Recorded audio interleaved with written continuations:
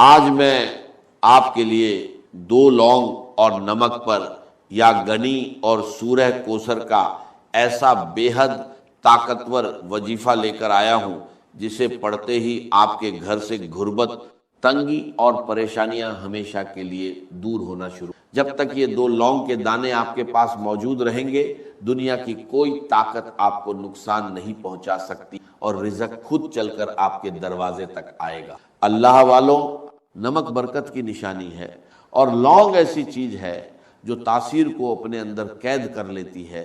جب آپ یا گنی یعنی اللہ کا امیری والا نام اور سورہ کوثر کی بے پناہ خیر کو ملا کر ان پر دم کرتے ہیں تو یہ دونوں دانے آپ کے رزق کا ذریعہ بن جاتے ہیں، جیسے ایک اینٹینا ہر طرف سے دولت اور برکت کو کھینچ کر آپ کی زندگی میں لاتا ہے۔ ان 2 لونگ کے دانوں پر جو خاص طریقہ اور عمل میں آپ کو دینے جا رہا ہوں اسے کرنا آپ کی ذمہ داری ہے، لیکن یقین رکھیے نتیجہ اللہ کے حکم سے آپ کو ضرور ملے۔ اگر آپ کو رزق کی تنگی ہے تو ان دانوں پر اللہ کا یہ نام پڑھیے، اگر آپ کی دکان پر گراہک نہیں آتے تو یہی عمل کیجیے، لیکن یاد رکھیں کسی کو اپنے قابو میں کرنے، کسی کو مجبور کرنے یا اس کی مرضی کے خلاف چلانے کے لیے ایسے عمل کا استعمال کرنا دین کے خلاف ہے۔ اس لیے اس بات سے بچیں اور اس عمل کو صرف حلال، جائز اور بھلائی کے مقصد کے لیے کریں۔ اس عمل کے فائدے اتنے زیادہ ہیں کہ اگر انہیں بیان کرنا شروع کر دیا جائے تو بات بہت لمبی۔ بس اتنا سمجھ لیجئے کہ اگر آپ اپنی زندگی سے ہر طرح کی پریشانی، ہر طرح کی مصیبت، ہر طرح کی تنگی اور بے برکتی کو ختم کر کے ایک نئی سکون بھری زندگی شروع کرنا چاہتے ہیں تو یہ عمل آپ کے لیے، یہ کوئی عام وظیفہ نہیں ہے بلکہ اللہ والوں کے روحانی تجربوں میں سے ایک خاص راج ہے جس پر عمل کرنے والا دنیا میں بھی کامیاب ہوتا ہے اور آخرت میں بھی کامیابی پاتا ہے۔ لونگ ہر گھر میں موجود ہوتی ہے، گرم مسالے کا حصہ ہے اور نمک بھی ہر گھر میں آسانی سے مل جاتا ہے۔ آپ کوئی سا بھی صاف نمک لے سکتے۔ اب آپ نے کرنا یہ ہے کہ 1 مٹھی نمک لیں اور 2 لونگ کے دانے لیں اور ان پر یہ خاص وظیفہ پڑھیں۔ نمک کے بارے میں کہا جاتا ہے کہ یہ بری اثرات، جادو، نظر بد اور بندش کو ختم کرنے میں مددگار ہو۔ اکثر ایسا ہوتا ہے کہ انسان محنت بھی کرتا ہے، دعا بھی کرتا ہے، تسبیح بھی پڑھتا ہے، لیکن پھر بھی رزق میں برکت نہیں آتی، کاروبار نہیں چلتا، گھر میں بے سکونی رہتی ہے اور انسان سمجھ نہیں پاتا کہ آخر ہو کیا رہا ہے۔ ایسے حالات میں یہ عمل ایک راہ دکھاتا ہے۔ اگر آپ پر جادو، جنات، نظر بد یا کسی بھی طرح کی بندش کے اثرات ہیں، اگر آپ کے کاروبار میں رکاوٹ ہے، رشتوں میں اڑچن ہے، گھر میں بے برکتی ہے، تو یہ عمل آپ کے لیے ایک ذریعہ بن سکتا ہے۔ قرآن پاک میں اللہ تعالیٰ فرماتا ہے کہ اللہ غنی ہے اور تم سب محتاج ہو، اور سورہ کوثر وہ عظیم انعام ہے جو بے پناہ خیر اور برکت کا پیغام لے کر آئی ہے۔ جب ان دونوں کو ملا کر پڑھا جاتا ہے تو انسان کی حالت بدلنے لگتی۔ بزرگوں کا تجربہ ہے کہ جس گھر میں یا گنی کی صدا بلند ہوتی ہے وہاں فرشتے رزق کی برکت لے کر اترتے۔ ایک شخص بہت پریشان تھا، قرض نے اسے توڑ کر رکھ دیا تھا۔ اس نے صرف 3 دن یہ عمل کیا، 2 لونگ لی، ان پر وظیفہ پڑھا اور نمک میں دبا دیا۔ اللہ کی شان دیکھیے کہ کچھ ہی وقت میں اسے ایسی جگہ سے مدد ملی جہاں سے اسے کوئی امید نہیں تھی۔ اس کا قرض اتر گیا اور اس نے اپنا کاروبار بھی شروع کر لیا۔ یہ اللہ کے نام کی برکت ہے۔ اگر آپ کی بیٹی کے رشتے میں رکاوٹ ہے، بات بنتے بنتے رہ جاتی ہے، تو اس عمل کو اس نیت سے بھی کیا جا سکتا۔ اگر گھر میں لڑائی جھگڑے ہیں، محبت ختم ہو رہی ہے، دلوں میں دوریاں آ گئی ہیں، تو اس عمل کو سکون اور محبت کے لیے کی۔ ہمیشہ یاد رکھیں کہ نیت صاف ہونی چاہیے اور ہر کام اللہ کی رضا کے لیے ہونا چاہیے، تبھی اس میں اصلی برکت پیدا ہوتی ہے۔ یہ دلوں کو موم کر دیتا ہے اور خالی تجوریوں کو بھر دیتا ہے۔ یہ 2 لونگ کے دانے صرف ایک عام مسالہ نہیں ہے بلکہ ایک روحانی اینٹینا ہے، ایک ایسا خاص ذریعہ ہے کہ جب ان پر وظیفہ پڑھا جاتا ہے تو رزق کی بندشیں ٹوٹ جاتی ہیں اور رزق پانی کے بہاؤ کی طرح آپ کی طرف آنے لگتا ہے۔ لوگ اکثر پوچھتے ہیں کہ آخر لونگ ہی کیوں؟ تو اللہ والوں، لونگ میں وہ تاثیر، وہ طاقت اور وہ جذبہ ہے جو ہر طرح کی نحوست، ہر قسم کی بندش اور ہر رکاوٹ کو اپنے اندر جذب کر لیتے۔ جب آپ اس پر اللہ کا نام پڑھتے ہیں تو اس کی اندرونی طاقت آپ کی تمام پریشانیوں کو اپنے اندر سمیٹ لیتی ہے، اور پھر ان کے بعد برکت کا ایسا راستہ کھولتی ہے کہ لوگ حیران رہ جاتے ہیں کہ یہ کون سا عمل ہے جس نے آپ کی زندگی بدل دی۔ اب آپ نے کرنا یہ ہے کہ 2 لونگ کے دانے لینے ہیں، اور وہ ٹوٹے ہوئے نہیں ہونے چاہیے بلکہ بالکل ثابت اور اچھے۔ سب سے پہلے دل سے اللہ کا شکر ادا کریں کہ اس نے آپ کو اس خاص عمل کی توفیق عطا فرمائی۔ پھر ایک مٹھی نمک لیں اور باوضو ہو کر مصلی پر بیٹھ جائے، کیونکہ بنا وضو یہ عمل کرنا ٹھیک نہیں۔ اور جب انسان اس طرح کے روحانی کاموں میں لاپرواہی کرتا ہے تو وظیفے کی تاثیر کم ہو جاتی ہے یا ختم ہو جاتی ہے۔ مصلی پر بیٹھنے کے بعد لونگ کے دانوں کو سیدھے ہاتھ کی ہتھیلی پر رکھیں اور مٹھی بند کر لیں۔ اب سب سے پہلا وظیفہ جو آپ نے پڑھنا ہے وہ یا ربنا ہے۔ اگر آپ دنیا کے سامنے گڑ گڑا کر تھک چکے ہیں، ہر دروازہ بند نظر آ رہا ہے، تو یہ وہ روحانی راستہ ہے جو بندے کو سیدھے اپنے رب سے جوڑ دیتا ہے۔ یا ربنا وہ الفاظ ہیں جن سے بڑے بڑے نبیوں نے اپنی تقدیر بدلی۔ جب یہ الفاظ ان لونگ کے دانوں پر پڑھے جاتے ہیں تو دنیا کی کوئی طاقت آپ کی دعا کو رد نہیں کر سکتی، کیونکہ یا ربنا سیدھا اللہ سے رابطہ بناتا ہے۔ رب کا مطلب ہے پالنے والا، سنبھالنے والا، مالک اور ذمہ دار۔ جب آپ کہتے ہیں یا ربنا اے ہمارے رب، تو آپ ساری دنیا سے ناطہ توڑ کر اپنے اصلی مالک کو پکارتے ہیں۔ لونگ ان الفاظ کی تاثیر کو اپنے اندر قید کر لیتی ہے۔ جب آپ اللہ کو اس کی ربوبیت کا واسطہ دے کر پکارتے ہیں تو وہ اپنے بندے کو خالی ہاتھ نہیں لوٹاتا۔ قرآن پاک میں بار بار یہ بتایا گیا ہے کہ جب بھی کسی نبی پر مشکل وقت آیا انہوں نے ربنا کہہ کر اپنے رب کو پکارا۔ حضرت آدم علیہ السلام سے لے کر حضرت عیسیٰ علیہ السلام تک ہر مشکل میں یہی پکار تھی، ربنا ظلمنا انفسنا۔ حدیث میں آتا ہے کہ جب بندہ یا رب کہہ کر پکارتا ہے تو اللہ فرماتا ہے میں حاضر ہوں اے میرے بندے۔ اب سوچئے جو نام بڑے بڑے طوفانوں کو روک سکتا ہے، کیا وہ آپ کی قسمت کی بندشیں نہیں کھول سکتا؟ کیا وہ آپ کے رزق کی رکاوٹیں ختم نہیں کر سکتا؟ کیا وہ آپ کی حاجتیں اور مرادیں پوری نہیں کر سکتا؟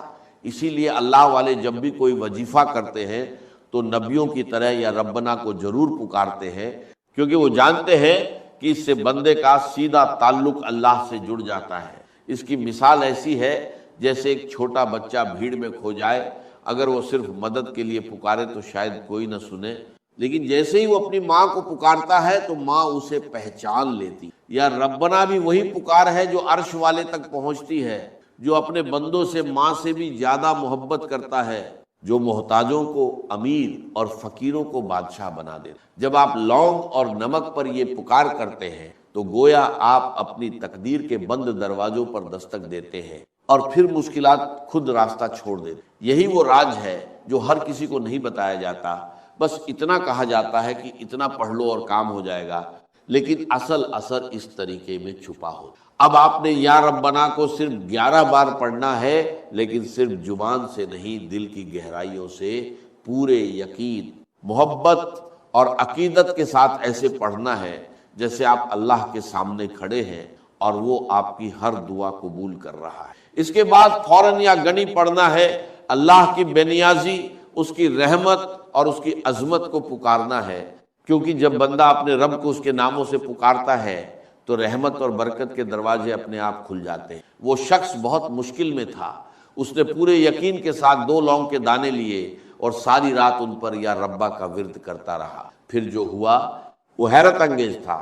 صبح ہوتے ہی اس کے دشمن کا دل نرم ہو گیا۔ اس نے نہ صرف اسے آزاد کر دیا بلکہ معافی بھی مانگ لی۔ اس نے خود کہا کہ پتہ نہیں کیوں مگر رات کو خواب میں مجھے ایسا محسوس ہوا جیسے تجھے چھوڑنا ہی میری کامیابی ہے۔ یاد رکھیے، جب انسان اپنے رب کو پکارتا ہے تو دنیا کے دلوں کے کنٹرول بدل جاتے ہیں، حالات بدل جاتے ہیں، فیصلے بدل جاتے ہیں۔ یا ربا پڑھنے والے کی دعا سیدھے قبولیت کے دروازے تک پہنچتی ہے، ڈر ختم ہو جاتا ہے اور دل کو سکون مل جاتا ہے۔ اس کے بے شمار فائدے۔ اب یا ربا کو پکارنے کے بعد جب آپ اللہ کی رضا کی طرف پوری طرح متوجہ ہو جاتے ہیں تو اب وقت آتا ہے اس خزانے کا دروازہ کھولنے کا جس کی چابی یا گنی ہے۔ جب یہ لونگ اور نمک کے ساتھ مل جاتا ہے تو واللہ آپ کے گھر میں رزق کا ایسا مقناطیس پیدا کرتا ہے جو دولت کو کھینچ کر آپ کے قدموں میں لا دیتا ہے۔ کیا آپ تیار ہیں اپنی غریبی کا ہمیشہ کے لیے خاتمہ کرنے کے لیے؟ نمک برکت کی نشانی ہے۔ نمک کو جادو، جنات، نظر بد اور حسد کے اثرات ختم کرنے کے لیے استعمال کیا جاتا ہے، اور لونگ ایک ایسی روحانی طاقت رکھتی ہے جو کامیابی کو آپ کی طرف کھینچتی ہے۔ جب آپ ان پر یا گنی پڑھتے ہیں تو آپ اللہ کی اس صفت کو پکارتے ہیں جو کسی کی محتاج نہیں، جو بے نیاز ہے، جو دینے والا۔ یہ عمل آپ کے کچن اور آپ کی تجوری دونوں کو اللہ کی طرف سے بھرپور کر دیتا ہے، اور پیسے کی کمی صرف ایک خواب بن کر۔ اللہ والوں، یا گنی پڑھنا آج آپ کے لیے اتنا فائدہ مند ہو سکتا ہے کہ پھر کبھی آپ کو رزق کی تنگی محسوس۔ اگر آپ کاروبار کی وجہ سے پریشان ہیں، قرض میں ڈوبے ہوئے ہیں، قرض سے نجات چاہتے ہیں، آپ کی دکان پر گراہک نہیں آتے، یا آپ کے گھر کے حالات اتنے کمزور ہیں کہ ایک وقت کا کھانا کھانے کے بعد دوسرے وقت کی فکر لگ جاتی ہے، تو آج اس عمل کو ضرور کر کے دیکھیں۔ قرآن پاک میں اللہ فرماتا ہے کہ اللہ غنی ہے اور تم سب محتاج ہو، اور حدیث قدسی میں آتا ہے کہ اگر ساری مخلوق ایک جگہ جمع ہو جائے اور اللہ سے مانگنے لگے اور اللہ ہر ایک کو اس کی خواہش کے مطابق عطا کر دے، تب بھی اس کے خزانے میں اتنی کمی نہیں آتی جتنی ایک سوئی سمندر میں ڈالنے سے پانی کم ہو۔ اب خود سوچئے، جب آپ اس گڑنی کو پکارتے ہیں تو کیا وہ آپ کا چھوٹا سا قرض، آپ کی چھوٹی سی تنگی، آپ کی تھوڑی سی غریبی دور نہیں کر سکتا؟ کیا وہ آپ کی دکان میں گراہک نہیں لا سکتا؟ کیا وہ آپ کے گھر میں خوشحالی نہیں لا سکتا؟ اس کی مثال ایسی ہے جیسے کوئی شخص قطرے پانے کے لیے ساری دنیا کے سامنے ہاتھ پھیلاتا رہے اور تھک جائے، پھر اچانک اسے سمندر کی چابی مل۔ نمک دانی آپ کے گھر کے رزق کا ذریعہ ہے۔ جب آپ اس میں یا گنی کا دم کیے ہوئے لونگ ڈالتے ہیں تو وہ نمک ایک پاور بینک بن جاتا ہے۔ جتنا وہ نمک استعمال ہوتا ہے اتنی ہی برکت آپ کے گھر میں بڑھتی۔ یہ ایک لامحدود روحانی طریقہ ہے، اور بڑا بدقسمت ہے وہ انسان جو اسے نظر انداز کر۔ اب دھیان سے سن لیں کہ آپ نے یا گنی کو کتنی بار پڑھنا ہے۔ یہ عمل آپ نے اپنی زندگی میں صرف ایک بار کرنا ہے، اور جب تک یہ لونگ کے دانے آپ کے پاس موجود رہیں گے اور آپ ان کی حفاظت کریں گے، یہ آپ کو کسی بھی مقصد میں ناکام نہیں ہو۔ لونگ کے دانوں کو سیدھے ہاتھ کی ہتھیلی میں رکھ کر مٹھی بند کریں، پھر ان پر یا گنی 313 بار پڑھ کر پھونک ماریں، اس کے بعد مٹھی دوبارہ بند کریں اور اسی طرح ایک مٹھی نمک پر بھی پھونک۔ ایک واقعہ سنیے، ایک شخص تھا جس کے گھر میں پھاکے تھے، غریبی کا ایسا عالم تھا کہ لوگ اس کی حالت پر ترس کھاتے تھے۔ اس نے یہی عمل کیا، لونگ اور نمک پر وظیفہ پڑھ کر انہیں ایک ڈبے میں رکھ۔ پھر اللہ کی شان دیکھیے، صرف ایک ہفتے کے اندر اسے ایسی جگہ سے کاروبار کا آرڈر ملا جو برسوں سے بند۔ وہ خود کہتا ہے کہ پہلے میں نمک کے لیے ترستا تھا، آج میرے گھر میں دولت کی کمی نہیں۔ یاد رکھیے، جب آپ یاگنی کو پکارتے ہیں تو اللہ آپ کو وہاں سے دیتا ہے جہاں سے آپ کا گمان بھی۔ اگر آپ قرض سے نجات چاہتے ہیں، اگر آپ اپنے رزق کو نظر بد، حسد، جادو اور جنات سے محفوظ رکھنا چاہتے ہیں، اگر آپ چاہتے ہیں کہ دولت اور رزق خود چل کر آپ کے پاس آئے، تو اس وقت اس عمل کو ضرور کریں، کیونکہ ایسے موقع بار بار۔ اس کے بعد آپ کو ایک ایسی قرآنی سورہ پڑھنی ہے جو اس عمل کا سلطانی وظیفہ ہے، جس کے بنا یہ عمل مکمل نہیں۔ پھر میں آپ کو آخر میں ایک ایسا راز بتانے والا ہوں جو محبت کے لیے دشمن کو قابو میں کرنے، دشمن کو مٹھی میں بند کرنے، کسی کو اپنے نقش قدم پر چلانے کے لیے ہے۔ ایک طاقتور راز جو آج تک کسی نے نہیں بتایا۔ اگر آپ کسی سے محبت کرتے ہیں، کسی کو اپنے قابو میں کرنا چاہتے ہیں، چاہے وہ ساس ہو، بہو ہو، شوہر ہو، محبوب ہو، یا کوئی بھی انسان، وہ بندہ خود چل کر آپ کے قابو میں آئے گا، آپ کے قدموں میں بیٹھے گا، آپ کی بات ماننے پر مجبور ہوگا، جو آپ کہیں گے، جیسا آپ کہیں گے ویسا کرنے پر مجبور ہوگا۔ اس کے پہلے آپ نے اپنے لونگ اور نمک پر سورہ کوثر پڑھنی ہے۔ یا ربنا کے ذریعے اللہ کو پکارنے کے بعد یا گنی کے ذریعے خزانے کا دروازہ کھل، مگر اب وقت ہے اس خزانے پر قیامت تک۔ مہر لگانا۔ یہ سورہ کوثر ہے، جب آپ اسے 2 لونگ اور نمک کے ساتھ پڑھتے ہیں تو واللہ یہ آپ کے گھر میں کبھی نہ ختم ہونے والی برکت کا دریا بن جاتی ہے جسے سنبھالنا مشکل۔ اللہ والوں، کوثر کا مطلب ہے کبھی نہ ختم ہونے والی بہت زیادہ خیر، بھلائی اور برکت۔ لونگ اور نمک پر جب آپ یہ سورہ پڑھتے ہیں تو آپ رزق کو لامت نہ کر دیں۔ یہ وہ آخری مہر ہے جو آپ کی دولت کو حسد، نظر بد اور ختم ہونے سے بچا لیتی۔ اگر آپ کے کاروبار میں بندش ہے، آپ کے رشتوں میں بندش ہے، آپ کی ترقی میں روک ہے، کسی بھی طرح کی نوست ہے، تو آپ نمک اور لونگ پر یہ خاص سورہ مبارکہ پڑھیں، انشاءاللہ ہر طرح کی نوست ختم۔ جو لوگ کہتے ہیں کہ ہم نے بڑے بڑے پیسے جایا کیے، پیروں اور فقیروں پر لاکھوں روپے خرچ کیے، لیکن پھر بھی ان کی بندشیں ختم نہیں ہوتی، ان کی رکاوٹیں دور نہیں ہوتی، ان کے مسائل ختم نہیں ہوتے، تو آج لونگ اور نمک پر یہ خاص عمل کریں اور اللہ کریم سے پھر دیکھیں میرا رب کتنی آسانیاں پیدا فرمائے۔ اللہ والے فرماتے ہیں کہ نمک پر لونگ کے ساتھ سورہ کوثر پڑھنے سے جادو کرنے والے پر واپس پلٹ جائے۔ اللہ آپ کے دشمن کو اپنی ہی کسی مصیبت میں ڈال دیتا ہے، آپ کے دشمن سے جان چھوٹ جاتی۔ قرآن پاک کا سب سے بڑا موضع دیکھیے، سورہ کوثر اس وقت اتری جب دشمنوں نے کہا نعوذ باللہ کہ آپ کا نام لینے والا کوئی نہیں بچے گا۔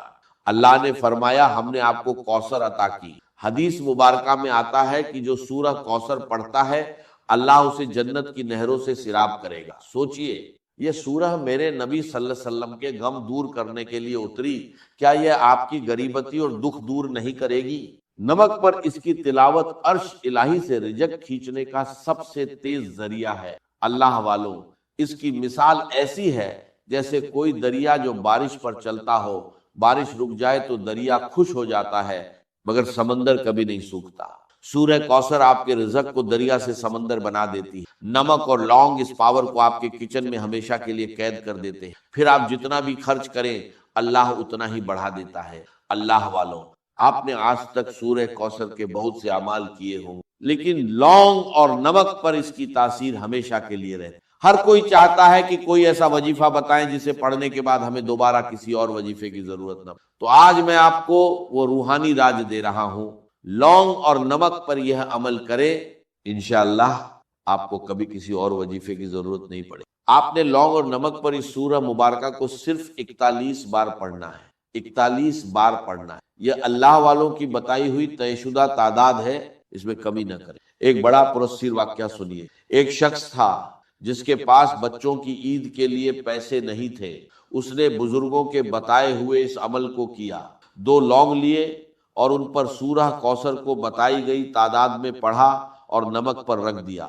معجزہ یہ ہوا کہ 2 دن بعد اسے ایسی جگہ سے منافع ملا جس کا اس نے بھی سوچا بھی نہیں۔ اس نے کہا جب سے کوثر میرے نمک پر داخل ہوئی ہے میرے گھر میں کبھی کوئی چیز کم نہیں ہوئی۔ یاد رکھیں، اللہ کی سخاوت کا کوئی کنارہ۔ جب آپ لونگ اور نمک پر یہ خاص عمل پڑھتے ہیں تو آپ کے دشمنوں کی شکست ہو جاتی ہے، آپ کا دشمن آپ کے سامنے بے بس ہو جاتا ہے، سامنے ہاتھ جوڑنے پر مجبور ہو جاتا ہے، آپ کا دشمن اپنی ہی کسی مصیبت میں پڑ جاتا ہے، کیونکہ اس صورت میں اللہ فرماتے ہیں کہ تمہارا دشمن بے نام اور نشان رہ جائے گا۔ پھر اس صورت میں اللہ نے بے پناہ پیسہ رکھا ہے، بے پناہ برکت رکھی ہے، بے پناہ محنت رکھی ہے، خوشی رکھی ہے، خوشحالی رکھی ہے۔ اس سورت کو پڑھنے سے رزق کی تنگی ختم ہو جاتی ہے، گھر میں بے سکونیاں ختم ہو جاتی ہے، اللہ ایسے راستے فرماتا ہے کہ بندے کا خیال بھی نہیں پہنچتا۔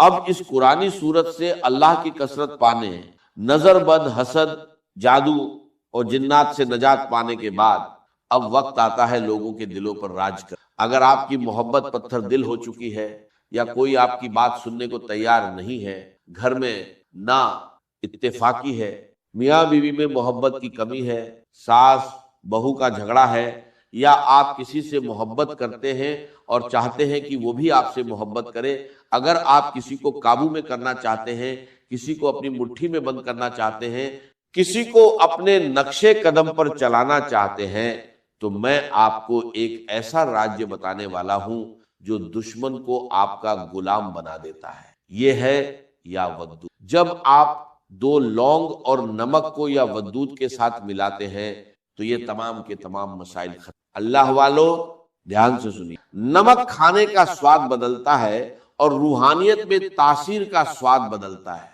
لونگ وہ تیر ہے جو یا ودود کی ٹھنڈک اور محبت کو جذب کرتا ہے۔ جب آپ ان پر اللہ کا محبت والا نام پڑھتے ہیں تو آپ اس شخص کے دل کی تاثیر کو قید کر لیں، آپ اس شخص کے دل میں تیر کی طرح چبھتے ہیں اور وہ آپ سے محبت کرنے لگے۔ قرآن پاک میں اللہ فرماتے ہیں کہ میرا رب نہایت رحمان اور محبت کرنے والا ہے۔ حدیث مبارکہ میں آتا ہے کہ جب اللہ کسی بندے سے محبت کرتا ہے تو حضرت جبرائیل علیہ السلام فرماتے ہیں کہ میں فلاں بندے سے محبت کرتا ہوں، تم بھی کرو۔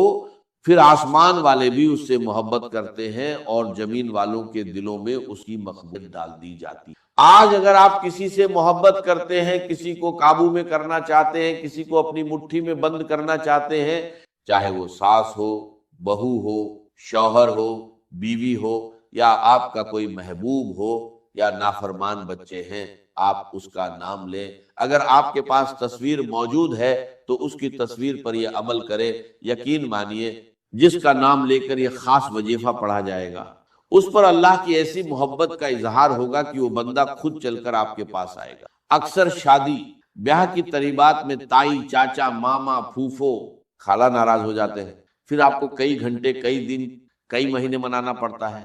آج جو عمل میں آپ کو بتا رہا ہوں، اگر کوئی بھی ناراض ویکتی ہے اس کا نام لے کر یہ عمل کرے، وہ خود چل کر آپ کے پاس آئے گا، آپ کی ہاں میں شامل ہوگا اور جو آپ کہیں گے ویسا کرنے پر مجبور ہوگا۔ آپ نے اس مبارک نام کو اس کی تصویر پر یا اس کا نام لے کر صرف 1100 بار پڑھنا ہے۔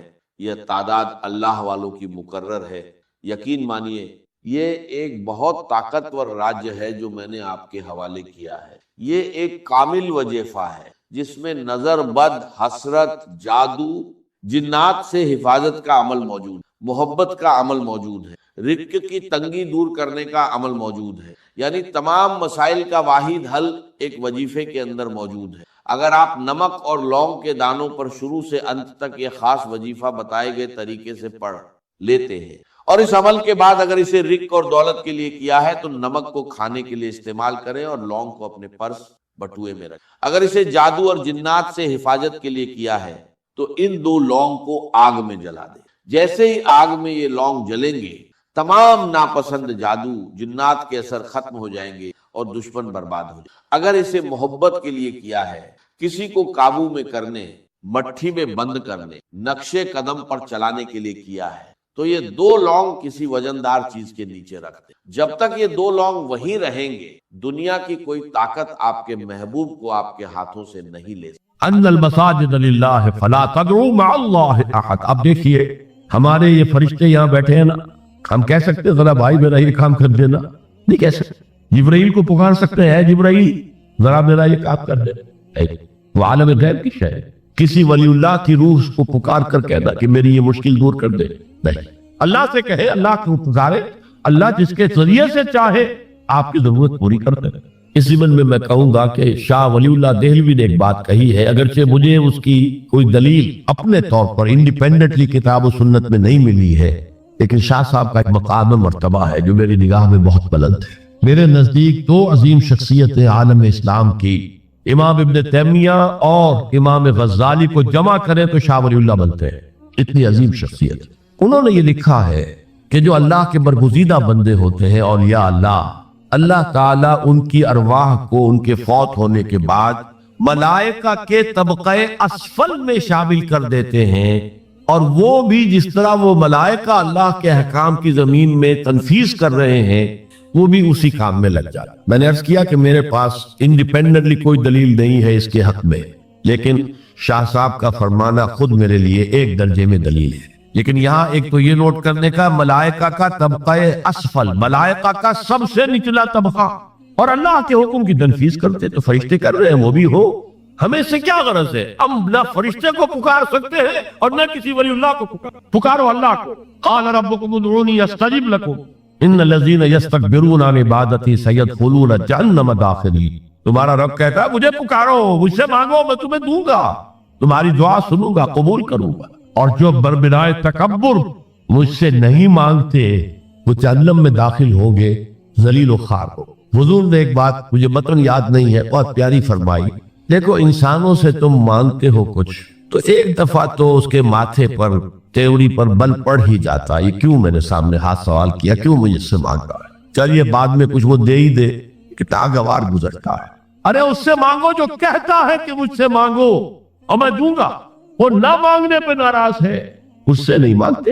رات کے آخری ساعتوں میں، یا جسے آپ کہتے ہیں small hours of the morning, حدیث میں آتا اللہ نزول اجلال فرماتے، جس کو ہم نہیں جانتے کیسے نزول ہوتا ہے، ذات باری تعالیٰ اس کے متعلقات کے بارے میں جو بات آگے قرآن میں حدیث میں وہ ہم مانتے ہیں، کیسا یہ ہم نہیں جانتے، اس کا ہاتھ ہے کیسا ہم نہیں جانتے، اس کا چہرہ ہے کیسا ہم نہیں جانتے، اس کی ساق ہے، اس کی پنڈلی ہے کیسی ہم نہیں جانتے، وہ سنتا ہے کیسے سنتا ہے ہم نہیں جانتے، کیا اس کے کان ہے، کیا اسے بھی ساؤنڈ ویوز کی ضرورت ہے سننے کے لیے، وہ دیکھتا ہے کیسے دیکھتا ہم نہیں جانتے، وہ اترتا ہے کیسے اترتا ہم نہیں جانتے، جو قرآن میں آ گیا حدیث میں آ گیا مان لیجئے بس، باقی یہ متشابہات میں سے ہے، اس کی کھود پرید میں پڑو گے تو فتنے میں مبتلا ہوگا، ابتغاء الفتنۃ وابتغاء تاویلہ، لہذا حدیث میں آتا ہے کہ رات کے آخری ساعتوں میں اللہ سمائے دنیا تک نزول فرماتے ہیں، اور پھر ندا لگتی ہے حل من سائل فاعطیہ، ہے کوئی سوال کرنے والا مانگنے والا کہ میں اسے دوں،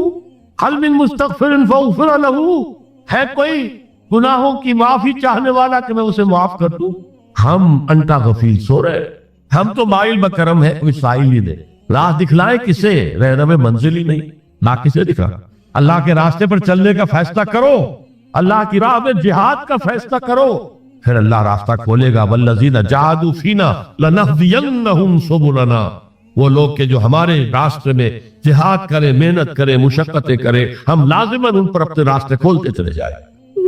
اور دعا شرک فی الدعا، مانگو صرف اللہ، وہ چاہے کسی فرشتے کے ذریعے، چاہے کسی فوت شدہ ولی اللہ کی روح کے ذریعے سے، چاہے کسی کو بھی نہیں، براہ راست اپنے حکم سے، اس کی تو قدرت ہے جو چاہے کرے، کن فیکون، وہ جیسے بھی ہو وہ آپ کی ضرورت پوری کرے گا، وہی ہے کیونکہ مشکلات کو حل کرنے والا ہے، وہی ہے کہ رزق دینے والا ہے، وہی ہے جو مرض سے شفا دینے والا ہے، پکارو اسی کو، مانگو اسی سے۔ اب آئیے کچھ مراسم عبودیت ہوتے ہیں، مراسم رسم کہتے ہیں کسی چیز کی ظاہری شکل، رہ گئی رسم ازاں روح بلالی نہ رہی، فلسفہ رہ گیا تلقین غزالی نہ رہی، یہ قرآن کا بھی ہم اسے رسم الخط کہتے ہیں، رسم الخط، اور یہ حضرت عثمان کے زمانے میں فائدہ ہوا ہے کہ یہ اس طریقے سے لکھا جائے۔ تو عبودیت کے اظہار کے لیے کچھ رسومات ہیں، جس میں سے ایک پر گفتگو ہو چکی ہے، قنوت والقانتین والقانتات، یہ جو ہے اللہ کے حضور میں چاہے ہاتھ باندھے چاہے ہاتھ کھلے، لیکن ذرا جھک کر گردن میں خم کر کے کھڑے ہونا، یہ نماز کے اندر جو قنوت ہے یہ قنوت ہے، یہ بھی اپنی عاجزی کا اظہار ہے، عجز اور تذلل، وہ جو ابن قیم کی میں نے ڈیفینیشن آپ کو بتائی، العبادت تجمع اصلین غایت الحب وغایت الذل والخضوع، ہر درجے میں اللہ کے سامنے پچھ جانا، جھک جانا، گر جانا، رکوع سجدہ اللہ کے سوا کسی کے لیے نہیں، اور اس معاملے میں دین محمدی جو اپنی تکمیل کو پہنچ گیا، الیوم اکملت لکم دینکم واتممت علیکم نعمتی ورضیت لکم الاسلام دینا، حضور کی بعثت سے قبل سجدہ تعظیمی جائز، کسی شخص کی تعظیم کے لیے، اس کی عزت کے لیے اس کے سامنے سجدہ کیا جائے، حضرت یوسف کے سامنے ان کے والدین اور 11 بھائی سجدے میں گرتے ہیں، بچپن میں خواب دیکھا تھا اور 40-50 سال بعد اس کی تعبیر بالفعل ایک اس واقعے کے طور پر سامنے آیا، سجدہ کرنا، جھکنا، سجدہ کرنا، یہ جائز تھا سجدہ تعظیم۔ حضور پر شریعت مکمل، توحید مکمل، اب ہر نوع کا سجدہ حرام مطلق ہے سوائے اللہ کی کسی کو۔ ہمارے مسلمانوں نے بھی اپنے دور ملوکیت میں سجدہ تعظیمی شروع کرا، عدالت کے اندر بادشاہ کے دربار میں جا رہے تو سجدہ، سر جھکا کر رکوع کی حالت، یا آپ کے پڑوس میں جو حیدرآباد کی ریاست تھی سلام کیسے کرتے تھے، کتنے جھکتے تھے، اور پھر وہ اٹھ کر وہ سلام ہو رہے، یہ مشرکانہ فعل ہے جو اولیاء دربار میں بھی تھا۔ شیخ احمد سرہندی رحمۃ اللہ علیہ نے کہا غلط ہے، حرام ہے، جائز نہیں، دربار میں شکایت پہنچ گئی، آخر مخبری کرنے والے بھی تھے، حاسد بھی تھے، وَمِن شَرِّ حَاسِدٍ إِذَا حَسَدَ، طلبی ہو گئی، بلایا گیا دربار میں حاضری، اور ایسا اہتمام کیا گیا کہ جب حضرت مجدد آگے آئے بادشاہ تک جانے کے لیے تو درمیان میں ایک دیوار سے حائل کر کے اس میں کھڑکی کھول دی کہ اس میں سے جھک کر گزریں گے نا تو رکوع کسی درجے میں تو ہو جائے گا. رکوع بھی سجدے ہی کی ایک شکل ہے، سجدے کا ہاف کہہ لیجئے، لیکن یہ کہ جب آیات سجدہ آتی ہے قرآن مجید میں، وہ عام نمازوں میں دیکھتا ہوں کہ وہ آیات سجدہ والی آیات پڑھی دی جاتی، حالانکہ ان کی ایک خاص کیفیت ہے. تراویح میں تو پڑھی جاتی ہے لیکن پہلے بتا دیتے ہیں کہ یہ دوسری رکعت میں یا پہلی رکعت میں سجدہ آ رہا ہے تو لوگ تیار ہوتے ہیں. رکوع بھی اگر فوراً ہو جائے آیت سجدہ کے بعد تو اس سے بھی اس سجدے کا حق ادا ہو جاتا. بہرحال حضرت شیخ مجدد رحمت اللہ علیہ دربار میں آئے تو اس کھڑکی میں سے پہلے پاؤں گزارے، پھر اپنا سر نکالا، پھر جیل میں ڈال دیا گیا، کوئی پرواہ نہیں. حاضر ہوا میں شیخ مجدد کی لحد پر، وہ خاک کے ہے زیر فلک مطلع انوار، گردن نہ جھکی جس کی جہانگیر کے آگے، جس کے نفس گرم سے ہے گرمی احرار. وہ ہند میں سرمایہ ملت کا نگہباں، اللہ نے بر وقت کیا اس کو خبردار. دین الہی، دین محمدی کے خاتمے کا اعلان تھا. اب بڑے بڑے مولویوں نے یہ اکبر کو سبق پڑھایا تھا، بڑے مولوی، درباری مولوی، انہوں نے سبق پڑھایا تھا. اللہ کا ایک دن 1000 برس کا ہوتا ہے اور اللہ کا ہر معاملہ 1000 سال تک ہوتا ہے. اب 1000 سال ہو گیا محمد کی رسالت کو، ان کی رسالت کا دور ختم صلی اللہ علیہ وسلم. اب دوسرا 1000 سال، اسی لیے الف ثانی کہتے ہیں، الف ہزار کو کہتے ہیں الف ثانی. یہ دوسرا 1000واں سال جو شروع ہو گیا ہے، اس میں ایک نئے دین کی ضرورت ہے. وہ دین اکبری ہے، دین الہی ہے. اور دین الہی کیا تھا؟ یہ ایک بہت بڑی سیاسی تدبیر تھی، اصل میں بہت بڑی سیاسی تدبیر تھی، اور اس کا ظہور بعد میں بھی ہوا ہے ہندوستان کی سرزمین میں. وہ یہ کہ ہندوستان کی ترقی میں جو چیز سب سے بڑی رکاوٹ ہے وہ مذہبی اختلافات. لہذا ایسا کرو سارے مذاہب جو ہیں اسے ہاون دستے میں ڈالو، کوٹ کوٹ کے چورا چورا کر کے بناؤ صفوف، اور یہ مذہب سب کا ہو جائے تو مذہبی اختلافات ختم ہو جائے. دوسری بات ان کی سمجھ میں یہ آ گئی کہ اصل میں اختلاف رسالت اور شریعت کی بنیاد پر ہوتے ہیں.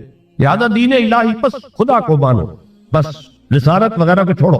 خدا تو سب کا رب ہے، اسے آپ پرماتما کہہ لے، مہادیو کہہ لے، جو چاہے کہہ لے، اللہ کہہ لے، رام کہہ لے، قل اللہ الرحمن ایما تدعوا فلہ الاسماء الحسنی. قرآن کہتا ہے تم اللہ کہہ کر پکار لو یا رحمان کہہ کر پکار لو، جس کو بھی تم پکار رہے ہو یہ جان لو کہ تمام اچھے نام اسی کے. یہ فلسفہ تھا بہت گہرا. وہ جاہل تھا، ان پڑھ تھا، لیکن بہت بڑا سیاستدان تھا اکبر، اس میں کوئی شک نہیں. لیکن یہ کہ اگر ایک حکومت، اور جو سب سے بڑا مغل اعظم جس کو کہتے ہیں، اس کے زمانے میں مسلمانان ہند جو ہے سیاسی اعتبار سے اپنے عروج پر تھے، لیکن دینی اعتبار سے پاتال کا معاملہ آ گیا. دین محمدی ختم. 1000 سال کا ایک دن ہے اور وہ ختم ہو چکا. اللہ نے اٹھایا مجدد الفسانی رحمت اللہ علیہ اور ان کی درویشانہ مساعی کے ذریعے سے. اب دیکھیے اس زمانے میں تصوف کے ذریعے سے سب سے بڑا شرک آ رہا تھا. وحدت الوجود کی ایسی تعبیرات ہو رہی تھی جو ہماوست بن گئی تھی. ہماوست اور وحدت الوجود کے درمیان تو زمین آسمان کا فرق ہے. ہماوست میں کائنات حقیقی ہے، خدا اس میں حل ہو چکا ہے، اس کے اندر ظاہر ہو گیا. اور وحدت الوجود میں وجود حقیقی صرف اللہ کا، اس کائنات کا وجود کوئی ہے ہی نہیں حقیقت. لیکن یہ ختم ہو رہا. اس پہلو سے مجدد الف ثانی کے مجدد اعظم کو اللہ نے کھڑا کیا. شیخ احمد حضرت عمر کی اولاد سے تھے، فاروقی تھے، شاہ ولی اللہ بھی فاروقی تھے. رگے فاروقیم کہتے ہیں شیخ احمد صلی میری فاروقی رگ پڑکتی ہے. اس کے نتیجے میں وہ دین الہی کا خاتمہ ہوا. بعد میں ہمارے ہاں یہ آیا ہے ہندوستان میں برہمو سماج، برہمو سماج، اور گاندھی جی بھی اسی فلسفے کے قائل تھے، وحدت ادیان کی. اور یہ سیاسی اعتبار سے بہت اونچی ذہنی سطح کی غمبازی کرنے والی بات ہے کہ ہندوستان کے اندر کے یہ مذہبی اختلافات کو اگر ہم کسی طرح کھرل کر کے ختم کر دیں، ہاون دستہ میں ڈال کے کر دیں، تو پھر یہ کہ یہاں ترقی ہی ترقی. بہرحال سجدہ، گردن نہ جھکی جس کی جہانگیر کے آگے، جس کے نفس گرم سے ہے گرمی احرار. وہ ہند میں سرمایہ ملت کا نگہباں، اللہ نے بر وقت کیا جس کو خبردار. تو ہم نے شرک فی العبادت میں پہلے بات کی، شرک فی الاطاعت. انفرادی سطح پر نفس معبود، اجتماعی سطح پر عوام کی حاکمیت. بدترین شرک اس وقت، عظیم ترین شرک. اتنے بڑے پیمانے کا شرک کبھی نہیں ہوا دنیا میں.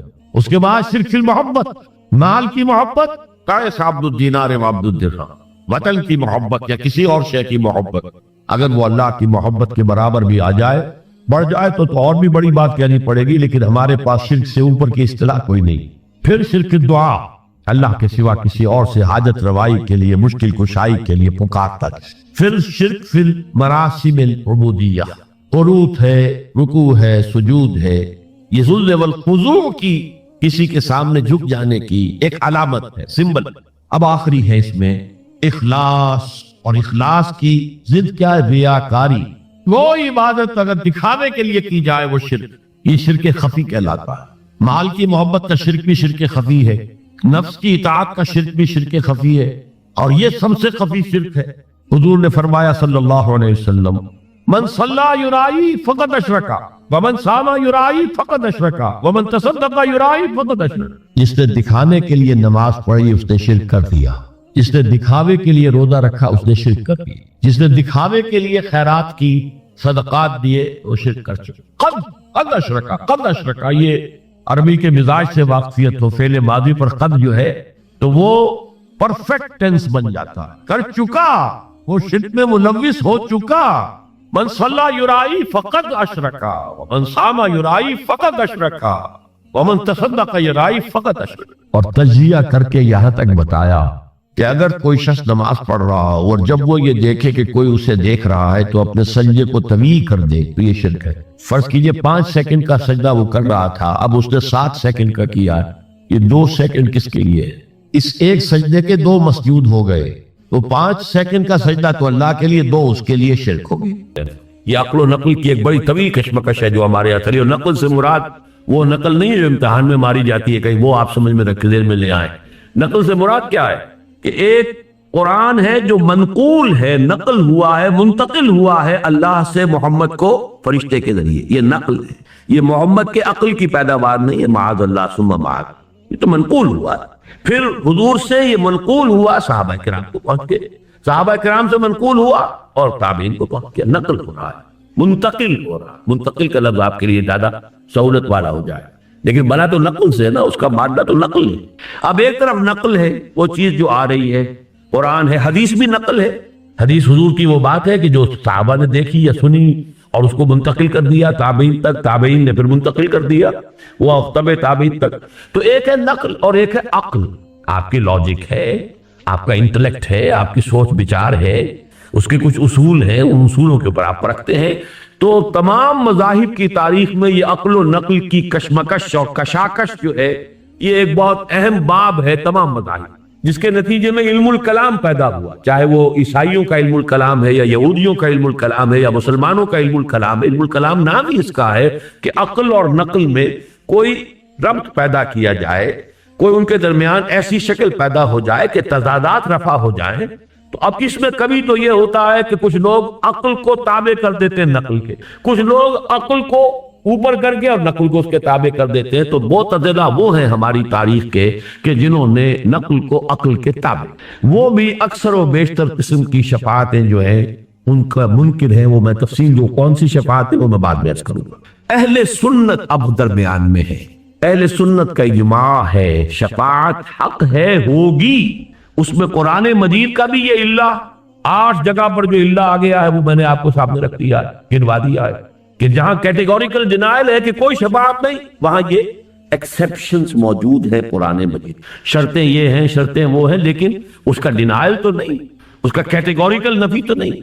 और ये कि अहादीस में जो उसकी तफासील फिर आती हैं वो तो फिर बहुत ही नुमाया है।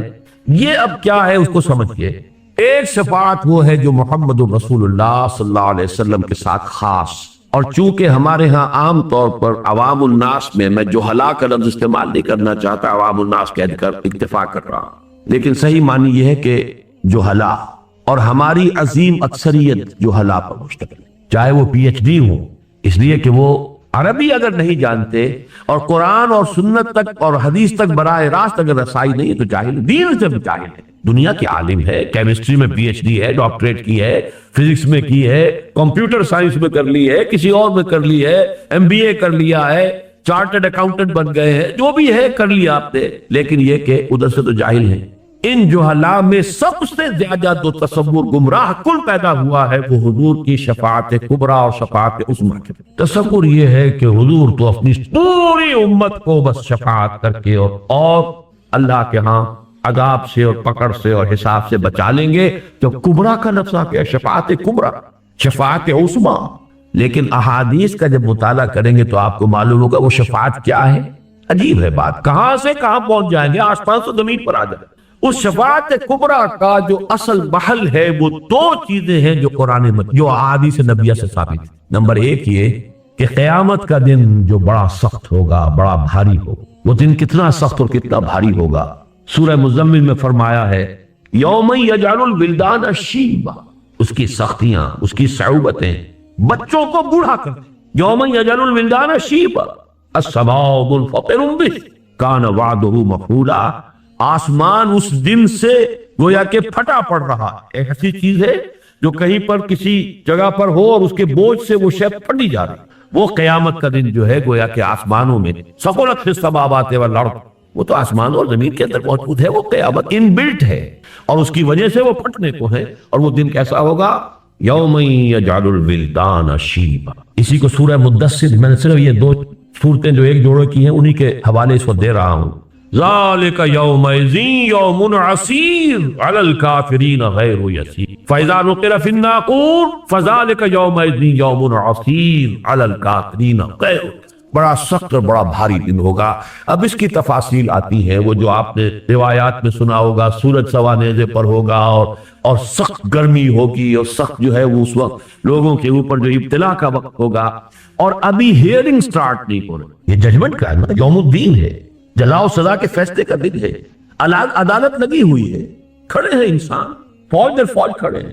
لیکن یہ کہ دیر ہو رہی ہے، تاخیر ہو رہی ہے، ججمنٹ شروع نہیں ہو رہی، ہیئرنگ شروع نہیں. اس سختی میں لوگ آئیں گے کہ سفارش کیجئے کہ معاملہ جلدی شروع ہو جائے. آدم کے پاس آئیں گے، آپ ابو الآدم ہیں، آپ تمام انسانوں کے یا آپ والد ہیں، ابو الانسان تھے، آپ ہمارے لیے سفارش کی. وہ انکار کریں گے، نہیں میرا یہ مقام نہیں. اس طرح تمام انبیاء کا ایک ایک کر کے، اور اس کے بارے میں جو آپ سنا ہوگا بارہا روایات، نفسی نفسی، ہر ایک یہ کہے گا کہ مجھے تو خود اپنی پڑی ہوئی ہے، میں کیا سفارش کروں. حضرت عیسیٰ تک بات یہاں آ جائے گی کہ نفسی نفسی. پھر حضور صلی اللہ علیہ وسلم کے پاس لوگ آئے کہ آپ تو خاتم الانبیاء ہیں، آپ اللہ کے بہت محبوب ہیں. چنانچہ اس کے جو الفاظ آتے ہیں حدیث میں، یہ صحیح مسلم کی ایک روایت ہے جو میں آپ کو سنا رہا ہوں. فَيَقُولُونَ، اب وہ لوگ کہیں گے یا محمد، اے محمد صلی اللہ علیہ وسلم، انت رسول اللہ وخاتم الانبیاء وغفر اللہ لک ما تقدم من ذنبک وما تاخر. اے محمد صلی اللہ علیہ وسلم، آپ تو اللہ کے رسول، تمام انبیاء پر مہر، تمام انبیاء کے خاتم، اور آپ کے لیے تو اللہ تعالیٰ نے قرآن میں ہی اعلان کر دیا تھا کہ آپ کی ساری خطائیں معاف، کوئی خطا اگر ہے بھی سب معاف، جو بھی پچھلی اور اگلی ہیں. لہذا آپ ہمت کیجئے، اشفع لنا الی ربک الا تری، آپ دیکھ لیجئے، کوئی شفاعت کیجئے ہماری. آپ دیکھ لیجئے ما نحن فیہ الا تری ما قد بلغنا، آپ دیکھ لیجئے ہمارے کیا حالت ہو گئی ہے، ہم کس حال میں ہیں، کس مصیبت میں ہیں، کس مشقت میں ہیں. فانطلقوا، تو حضور فرماتے پھر میں چلوں گا. فآتی تحت العرش، میں عرش خداوندی کے نیچے کھڑا ہو جاؤں. فاقع ساجدا لربی، پھر میں اپنے رب کے لیے سجدے میں گر جاؤں. یہاں بھی نوٹ کر لیجئے، وہ بات نہیں ہے کہ کوئی زور ہے، کوئی تحکم ہے، وہ جو آپ کے ہاں ہے مشہور، خدا جلو پکڑے چھڑا لے محمد، محمد پکڑے چھڑا کوئی نہیں سکتا. اب وہ جو تصورات، وہ بالکل کوئی اور تصویر ہے جو دنوں میں بیٹھی ہوئی، کوئی اور نقشہ ہے. حدیث پہ شفاعت کا جہاں اس بات ہو رہا ہے وہاں سمجھئے کہ وہ کیا ہے، نقشہ کیا ہے. فانطلقوا، میں چلوں گا، آگے بڑھوں گا. فآتی تحت العرش، عرش خداوندی کے بالکل نیچے پہنچ جاؤں گا. فاقع ساجدا لربی، اور پھر میں اپنے رب کے لیے سجدے میں گر جاؤں گا. ثم يفتح الله علي ويلهمني من محامده وحسن الثناء عليه شيء لم يفتح لأحد قبلي، اور اس وقت اللہ تعالی مجھ پر کھولے گا اپنے حمد اور ثنا کے بعد ایسے امور کہ جو اس سے پہلے اس نے کسی پر نہیں کھولے. میں نے یہ 50s میں یہ روایت سنی تھی ایک مرتبہ، ذرا مختلف الفاظ میں مجھے یاد آ گئے. مولانا داؤد غزنوی رحمۃ اللہ علیہ، وہ ایک عجیب، یوں سمجھئے کہ ایک کمبینیشن عجیب تھا ان کی شخصیت میں. ایک طرف تو اہل حدیث، دوسری طرف صوفی، یہ دونوں چیزیں بڑی مشکل سے جمع ہوتی ہیں. اہل حدیث عام طور پر تصوف کے دشمن، لیکن یہ کہ ان کے ہاں میں نے دیکھا کہ یہ دونوں چیزیں جمع تھیں، تو انہوں نے ایک خطبہ جمعہ میں منگومری میں یہ واقعہ بیان کیا، تو آیا کہ کچھ روز میں اپنے رب کی وہ حمد کروں گا۔ وہ کوئی دوسری روایت ہے کہ قیامت کے دن لواء الحمد بیدی، اللہ کے حمد کا جھنڈا میرے ہاتھ میں، اور اس روز جو حمد میں اللہ کی بیان کروں گا وہ آج نہیں کر سکتا۔ یہ میں نے اپنے بعض دروس میں اس کی تفسیر بیان کی ہوئی ہے کہ حمد انسان کرتا ہے اپنی معرفت اور انڈرسٹینڈنگ کی مناسبت سے۔ آپ نے کسی شے میں کوئی حسن دیکھا، اس کے کچھ پہلو آپ پر نمایاں ہو گئے کہ اس میں یہ محاسن ہے، یہ خوبیاں ہیں، یہ اچھائیاں، یہ آپ کی انڈرسٹینڈنگ ہے، اپریسیشن ہے۔ جتنی اپریسیشن ہے اتنا ہی تو بیان کر سکیں گے نا۔ اس کے بعد پہلو ہیں جو ابھی آپ کو پر واضح نہیں ہوئے، آپ کے اندر اس کو اپریشیٹ کرنے کی صلاحیت ہی نہیں فرض کیجئے، تو اس کو کیسے بیان کریں؟ تو جہاں بھی آپ تعریف کریں گے، حمد کریں گے، مدح کریں گے، توصیف کریں گے، تحسین کریں گے، یہ لمیٹڈ ہوگی آپ کی اپنی قوت ادراک پر۔ آپ نے کتنا کچھ سمجھا، کتنا انکشاف آپ پر ہوا۔ اس لیے تو میں کہا کرتا ہوں کہ قرآن مجید کی عظمت کا جو انکشاف علامہ اقبال پر ہوا ہے، میرا مطالعہ کہہ لیجئے بہت محدود ہے، لیکن بہرحال میرے علم کی حد تک کسی دوسرے انسان پر قرآن مجید کی عظمت کا وہ ادراک اور وہ انکشاف میں نے نہیں پایا۔ بڑے سے بڑے عالم، یہ انکشاف ہے، یہ اپریسیشن۔ ایک بہت بڑا فلسفی ہی اپریشیٹ کر سکے گا کہ قرآن کی اس آیت میں کس قدر بڑا فلسفہ ہے۔ آپ آدمی کو کیا پتا کیا اس میں لکھا ہوا ہے۔ وَلَا تَكُونُوا كَالَّذِينَ نَسُوا اللَّهَ فَأَنسَاهُمْ أَنفُسَهُمْ، وہ اقبال ہی نے سمجھا کہ اسی سے کہتا ہے کہ میرا پورا فلسفہ خود ہی جو ہے وہ اس ایک آیت سے مستنبط ہے۔ جس کو فلسفہ وجود کی کبھی ہوا بھی نہیں لگی، اسے پتہ ہی نہیں کہ وجود کا مسئلہ کیا ہے، اسے کیا پتا هو الاول والآخر والظاہر والباطن میں کیا سمندر ہے معرفت کا کہ جو مضبط ہے۔ تو انکشاف اس عظمت قرآن کا اپنی استعداد، اپنی صلاحیت، اپنی وسعت علم، اپنے ذہن کا جو یہ ظرف ہے وہ کتنا گہرا ہے، کتنا چوڑا ہے، کتنا بڑا ہے، اس میں کتنی کچھ سمائی ہو سکتی، اسی کے اعتبار سے ہوتا۔ تو اس حوالے سے حضور فرماتے اس روز جو میں حمد اللہ کی بیان کروں وہ آج نہیں کر سکتا، یعنی اس وقت اللہ تعالیٰ کی صفات کمال، اس کا جو مجھ پر انکشاف ہوگا اس دن، وہ آج مجھ پر نہیں ہے۔ حالانکہ آج بھی جتنا ہے ہم اس کا تصور نہیں کر سکتے۔ حضور کی اس حیات دنیاوی کے دوران میں بھی جو تصور تھا وہ بھی ہمارے لیے وراء الورا ثم وراء الورا ثم وراء الورا، ہمارے تصور سے تو وہ بھی دور۔ لیکن حضور فرماتے ہیں کہ خود میں بھی آج وہ ادراک اور شعور جو ہے مجھے حاصل نہیں جو اس وقت مجھے عطا کیا جائے گا۔ اور یہاں اس حدیث میں یہ صحیح مسلم کی روایت ہے، اس کی پورے الفاظ میں نے آپ کو سنا دیے۔ ثم یفتح اللہ علی ویلہمنی، پھر اللہ مجھے الہام فرمائے گا۔ اب دیکھیے بہت اہم لفظ آیا یہاں پہ الہام کا، اور یہ میری بحث میں ابھی آئے گا بڑی اہمیت کے ساتھ۔ اسی سے گرہ کھلتی ہے شفاعت کی ایک اہم اور ایک بڑے ہی غامض مسئلے۔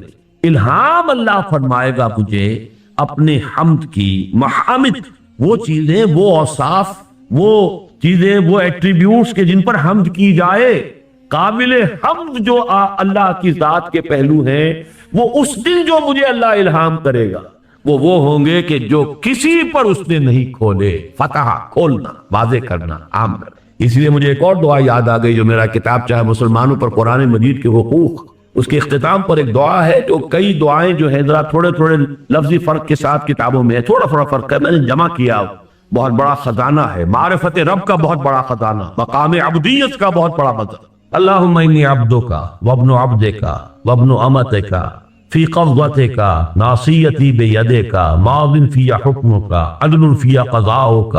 ذرا اندازہ کیجئے عبدیت کا۔ اے اللہ میں تیرا بندہ ہوں، اللہم انی عبدک وابن عبدک، میرا باپ بھی تیرا ایک ادنا غلام تھا، وابن امتک، میری ماں بھی تیری ادنا کنیز تھی، اللہم انی عبدک وابن عبدک وابن امتک فی قبضتک، میں تیرے قبضہ قدرت میں ہوں، ناصیتی بیدک، میری پیشانی تیرے ہاتھ میں ہے، ماضٍ فی حکمک، میرے پورے وجود میں تیرا ہی حکم جاری و ساری ہے، عدل فی قضاؤک، میرے بارے میں جو فیصلہ تو کرے وہ عدل فرماتی، کوئی شک ہے ہی نہیں تیرے عدل پر۔ اب اس کے بعد سوال ہے، یہ حمد کرنے کے بعد سوال ہے۔ میں سمجھتا ہوں کہ بہت کم نصیبی ہے ان کی جنہوں نے میرا وہ کتابچہ پڑھا اور یہ دعا یاد کی۔ اللہم انی عبدک وابن عبدک وابن امتک فی قبضتک ناصیتی بیدک ماضٍ فی حکمک عدل فی قضاؤک۔ یہ ساری حمد تحمید ہے، یہ ساری تواضع، یہ عاجزی، یہ ان کے ساری تمہید ہے کس بات؟ اسألوک بکل اسم ہو لک، اے اللہ میں تجھ سے سوال کرتا ہوں تیرے ہر اس نام کے حوالے سے جو تیرا ہے، جو تیرے اسماء ہیں، میں انہی کے حوالے سے پکار سکتا ہوں. قرآن مجید میں آیا کہ نہیں, لہ الاسماء الحسنی فادعوہ بہا. اللہ کو جب بھی پکارنا ہو اللہ کے ناموں کے حوالے سے پکار. اللہ تیرا جو بھی نام ہے میں اس کا واسطہ دے کر تجھ سے سوال کرتا. اسألک بکل اسم ہو لک سمیت بہ نفسک, جس سے تو نے اپنے آپ کو موسوم کیا, خود اپنے لیے وہ نام اختیار کیا. او انزلتہ فی کتابک, یا وہ نام تو نے اپنی کسی کتاب میں نازل فرمایا. او علمتہ احدا من خلقک, یا وہ نام جو تو نے اپنے بندوں میں سے کسی کو کبھی سکھایا. او استأثرت بہ فی مکنون العلم عندک, اور اے اللہ وہ نام بھی جو تو نے ابھی اپنے پاس خزانہ غیب کے اندر رکھے ہوئے ہیں میں اس کا بھی واسطہ کرتا. یعنی تیرے وہ نام بھی ہیں جو تو نے کسی کو ابھی تک نہیں بتایا. یہ محمد رسول اللہ نے کہا ہے. اسألک بکل اسم هو لک سمیت بہ نفسک او علمتہ احدا من خلقک او انزلتہ فی کتابک او استأثرت بہ, جسے تو نے محبوب بنا کر اپنے پاس ہی چھپا کر رکھا. تیرا وہ نام بھی ہے. او استأثرت بہ فی مکنون الغیب عندک, غیب کا جو چھپا ہوا خزانہ ہے جو خاص تیرے پاس ہے, اور تو نے وہ نام ابھی اپنے ہی پاس اسی خزانے میں رکھا ہوا چھپا کر میں اس کا بھی واسطہ دیتا ہوں. انت جعل القرآن ربیع قلبی, مانگا کیا ہے؟ دولت نہیں مانگی, اولاد نہیں مانگی, کیا مانگا ہے؟ انت جعل القرآن ربیع قلبی, اس قرآن کو میرے دل کی بہار بنا, ونور صدری, میرے سینے کا نور بنا, وجلاء حزنی, میرے غم اور رنج کا مداوا بنا, وذہاب ہمی بغمی, اور میرے غموم اور تفکرات کا مداوا بنا اس قرآن. یہ دعا مجھے کیوں یاد آ گئی؟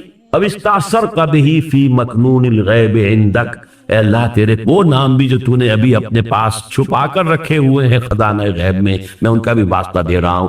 حضور فرماتے اس روز وہ خزانہ غیب بھی مجھ پر کھول دیا جائے. فرمایا ثم یفتح اللہ علی ویلہمنی, پھر اللہ کھول دے گا مجھ پر اور الہام فرما دے گا مجھے من محامدہ وحسن الثناء علیہ شیئا لم یفتحہ لأحد, وہ تمام خزانے جو اللہ نے مجھ سے پہلے کسی پر نہیں کھولے ہوں گے وہ اس وقت مجھ پر کھول دیے جائیں گے. ثم یقال یا محمد, اب جب یہ سب کچھ ہو جائے گا تو کہا جائے گا, پکارا جائے گا. اب ذرا یہ بھی نوٹ کیجئے, یہ نہیں کہا کہ اللہ کہے گا. یقال, گر حفظ مراتب نہ کنی زندیقی, مراتب کا لحاظ اگر نہ ہو. ابن عربی کا وہ شعر جو میرے بعد دروس میں آیا ہوگا, اب یہ چیزیں پھر آ رہی ہیں, بار وہی آئے گی, بار بار آئے گی. الرب رب وَإِن تَنَزَّلْ وَالْعَبْدُ عَبْدٌ وَإِن تَرَقَّى, رب رب ہی ہے چاہے کتنا ہی نیچے آ جائے, چاہے سمائے دنیا پر آ جائے. پہلے آسمان پر آتا ہے کہ نہیں آتا؟ حدیث میں ہے کہ نہیں؟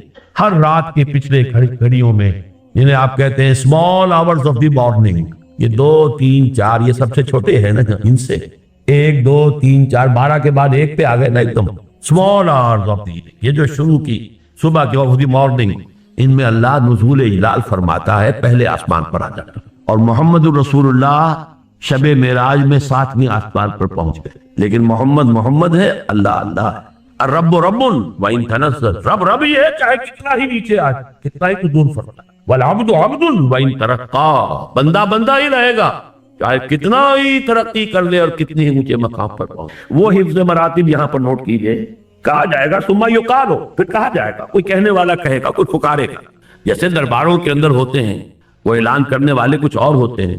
ثم یقال یا محمد ارفع رأسک سل تعطى اشفع تشفع, اس وقت مجھ سے کہا جائے گا اے محمد صلی اللہ علیہ وسلم اپنا سر اٹھاؤ.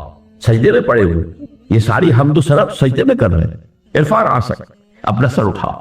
سل, اور مانگو, تو تمہیں عطا کیا جائے. واشفع, کرو جو سفارش کرنی ہے. تشفع تشفع, تمہاری شفاعت قبول کی جائے.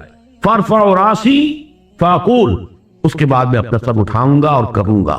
یہاں تک کا پورا نقشہ میں نے آپ کے سامنے بیان کر دیا حدیث کے الفاظ میں. اب یہ شفاعتیں 2 ہوں گی. جسے شفاعت کبریٰ کہا گیا وہ کیا ہوگی, جس کو کہا گیا ہے ہمارے ہاں, وہ شفاعت کبریٰ کیا ہوگی؟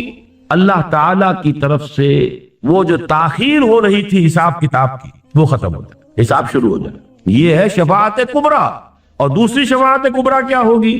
کہا جائے گا کہ میں کہوں گا یا رب امتی امتی, پروردگار مجھے اپنی امت کی, پروردگار مجھے اپنی امت کی. فیقال یا محمد, تو کہا جائے گا اے محمد صلی اللہ علیہ وسلم ادخل الجنت من امتک, اپنی امت میں سے جنت میں داخل کر دو. من لا حساب علیہ من الباب الایمن من ابواب الجنہ, ان لوگوں کو جن کے ذمے کوئی حساب نہیں, یہ کون لوگ ہیں جن کے ذمہ کوئی حساب نہیں؟ جنت کے داہنے دروازے سے ان لوگوں کو لے جاؤ، داخل کر دو جن پر کوئی حساب نہیں۔ یہ دوسری احادیث سے معلوم ہوتا ہے۔ بعض احادیث میں تو 70,000 کا عدد آیا ہے۔ میری امت میں سے 70,000 لوگ ایسے ہوں گے جن کے بارے میں امام بخاری نے باب قائم کیا ہے، يدخل الجنت 70,000 بغیر حساب۔ 70,000 جو ہے امتی محمد الرسول اللہ صلی اللہ علیہ وسلم کے، وہ بغیر حساب کتاب۔ وہ کون سے ہوں گے؟ وہ لوگ ہوں گے جس کے بارے میں فرمایا لا یکتبون ولا یسترقون ولا یتطیرون وعلی ربہم یتوکلون۔ وہ تیری امت کے لوگ اے محمد صلی اللہ علیہ وسلم جو خالص متوکل تھے اللہ پر، لہذا نہ تو وہ داغ لگواتے تھے، نہ وہ کوئی جھاڑ پھونک کرواتے تھے، نہ کوئی فال لیتے تھے۔ یہ تین اوصاف جو لوگ اپنے معاملے کو کلیتاً اللہ کے حوالے۔ اب جھاڑ پھونک ہو رہی ہے، ایک ہے دوا، علاج، ایک مناسب حد تک علاج کرنا سنت ہے، علاج کیجئے دوا کے ذریعے سے کیجئے۔ جیسا کہ میں نے عرض کیا، آپ سے آ کر کسی نے کہا کہ مجھے یہ تکلیف ہے، میں اللہ سے دعا کر رہا ہوں، آپ بھی دعا کیجئے، بالکل اس میں کوئی حرج نہیں، قتل کی یہ شفاعت ہے اور یہ جائز ہے، ہونی چاہیے۔ اسی طرح کسی سے آپ نے کہا مجھے پانی پلا دو، یہ بالکل ٹھیک ہے۔ جو بھی ہمارے مادی قوانین ہیں، جو عالم مادی ہے، اس کے تحت کسی سے مدد مانگ لینا، یہ قطعا کوئی نہ کفر ہے نہ شرک ہے۔ لیکن کسی روح کو پکارنا، یا شیخ عبد القادر جیلانی میری یہ تکلیف رفع کر دے، یہ شرک ہو جائے۔ کسی فرشتے کو پکارنا، یا جبرائیل میری اس وقت یہ مدد کر دے، یہ شرک ہو جائے۔ محمد کو پکارنا، علی کو پکارنا، یا علی مدد، یہ کفر اور شرک ہو جائے۔ اسی طریقے سے میں نے عرض کیا کہ یہ لوگ توکل کرنے والے وہ ہیں کہ جو یہ جھاڑ پھونک نہیں کراتے، کوئی فال وغیرہ نہیں لیتے، یہ بدشگونی ہو گئی، یہ بدفالی ہے، یہ فلاں ہے، یہ چیزیں ہیں، ان تمام چیزوں سے ماورا ہو کر وہ صرف اللہ پر توکل کر۔ جو اللہ چاہے گا وہ ہوگا، اور جو اللہ نہیں چاہے گا وہ نہیں ہو۔ ما شاء اللہ کان وما لم یشاء لم یکن۔ کسی جادوگر کا جادو مجھ پر اثر نہیں کر سکتا اگر اللہ نہ چاہے۔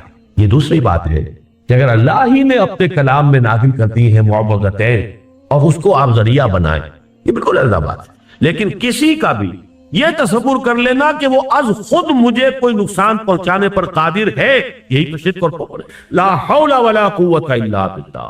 لہذا یہ 70,000 جو ہوں گے، یہ تعداد اس حدیث پہ نہیں ہے اور نہ یہ وضاحت ہے، لیکن یہ کہ حدیث کو بھی جیسے قرآن مجید میں ہم ایک آیت کو دوسری آیت کے ساتھ جوڑ کر اس کا نتیجہ نکالتے ہیں۔ شفاعت کبریٰ محمد الرسول اللہ صلی اللہ علیہ وسلم کی، جس کا کہ عوام میں نہ معلوم کیا تصور ہو گیا ہے۔ از روح احادیث صحیحہ صرف یہ 2 شفاعتیں ہیں جو محمد کو حاصل ہیں صلی اللہ علیہ وسلم، جو خاص ہیں آپ کی ذات کے ساتھ، اور وہ یہ ہیں کہ جب قیامت میں دیر ہو رہی ہوگی، ہیئرنگ میں سماعت شروع نہیں ہو رہی اور سختیوں میں ہوں گے اور شدائد میں ہوں گے، اس وقت آپ کی شفاعت سے حساب کتاب شروع ہو جائے۔ اور نمبر 2، آپ کو کہہ دیا جائے گا اپنی امت کے ان لوگوں کو لے کر فوراً ان لوگوں کو داخل کر دیجئے۔ ابھی یہ جو حساب کتاب ہونا ہے یہ بھی نہیں ہو، یہ سختی بھی ان کے لیے نہیں ہے۔ آپ کی امت کے وہ لوگ کہ جو جن پر کوئی حساب نہیں ہے، اور یہ وہ لوگ ہیں کہ جو نہ کہیں داغ لگواتے تھے، یہ بھی پرانے زمانے میں داغ لگا دینا، نشان لگا دینا، اس میں یہ کہ کچھ وہ معبودوں کا حوالہ بھی ہوتا تھا، کچھ اس سے وہ جو ہے قبائل کی شناخت بھی ہوتی تھی، مختلف تھا، اس سے بھی روکا۔ اور جھاڑ پھونک، اب جھاڑ پھونک کے اندر نوٹ کر لیجئے، جو چیز محمد رسول اللہ سے ثابت ہوگی وہ تو ہم کریں گے، لیکن اس سے آگے پھر جو عملیات ہمارے ہاں مشہور ہو گئی ہیں، فلاں عملیات فلاں عملیات، یہ تمام چیزیں جو ہے وہ اسی کھاتے میں آ جائیں۔ وہ متوکلون جن کے بارے میں فرمایا گیا ہے کہ وہ جائیں گے جنت کے اندر بغیر حساب، ان کے 3 ہیں، لا یکتبون ولا یسترقون ولا یتطیرون وعلی ربہم یتوکلون، اور وہ صرف اپنے رب پر توکل کریں گے، اپنے معاملے کو فوض امری اللہ ان اللہ بصیر بالعباد، اللہ کے حوالے کر دیں گے کہ اللہ تعالیٰ ہی میرے تمام حالات کو جانتا ہے، دیکھ رہا ہے۔ سپردم بے تو مایہ خیشرا تو دانی حساب کم ہو۔ تو 2 چیزیں ہوئیں کہ جو حضور صلی اللہ علیہ وسلم کے ساتھ خاص، اور یہ وہ ہیں جن کے معتزلہ بھی قائل۔ میں نے بتایا تھا کہ شفاعت بالکل منکر خوارج، معتزلہ ان 2 کے وہ بھی قائل ہے، اہل سنت تو قائل ہے ہی۔ تیسری شفاعت وہ ہے کہ جس کے معتزلہ سرے سے منکر ہے اور خوارج تو ہے ہی، لیکن اہل سنت کے نزدیک وہ ثابت ہے۔ وہ سفارش کس کی ہے؟ اولیاء اللہ کی، اور اولیاء اللہ میں ٹاپ پر کون ہے؟ اللہ کے رسول ہیں۔ پھر کون ہیں؟ اللہ کے نبی. پھر کون ہیں؟ صدیقین، شہداء، صالحین، صلحاء، اتقیاء. یہ سب صالحین مومنین، تمام اہل ایمان یہ بھی سفارش کریں. یہ سفارش کون سی ہو؟